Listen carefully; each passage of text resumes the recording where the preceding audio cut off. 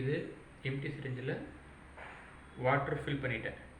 சரிங்களா? இப்போ water fill பண்ணிவிட்டு இப்போ என்ன பண்ணுறேன், ஒரு பிளாஸ்டிக் டியூப்பில் இந்த இடத்த நான் ப்ரெஸ் பண்ணுறேன்.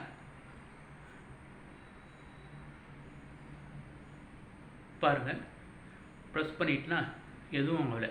இப்போது இந்த ப்ரெஸ் பண்ணிவிட்டு முடிச்சிட்ட பிறகு என்ன பண்ணிடுறேன், அதே இதை இப்போது அந்த வாட்டரை எடுக்கிறேன். பாருங்கள்,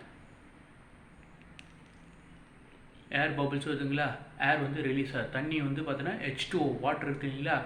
இப்போ அழுத்தம் மாறுபாடு காரணமாக என்னன்னு பார்த்தோன்னா, இந்த பாயிலிங் வாட்டரில் இருக்கக்கூடிய ப்ரெஷரோடைய அழுத்தம் காரணமாக நேர்வே வாட்டரோட டெம்பரேச்சர் வந்து கொதிநிலை வந்து 100 degrees. சரிங்களா? இப்போது இந்த சிரிஞ்சில் என்ன ஆகுதுன்னு பாருங்கள், அந்த பபிள்ஸ் வந்துதுங்களா. இப்போ திரும்ப பாருங்கள்,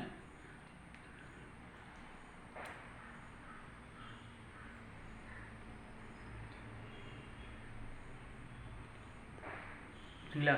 இப்போது இதே இப்போ நான் எடுக்கிறேன், பபிள்ஸ் வருது. ஓகேங்க, இதே சேம் திங்ஸ் தான் அழுத்த மாறுபாடு விதியில் இருக்கக்கூடியது. நீங்கள் தெரிஞ்சுக்க வேண்டியது. தேங்க்யூ.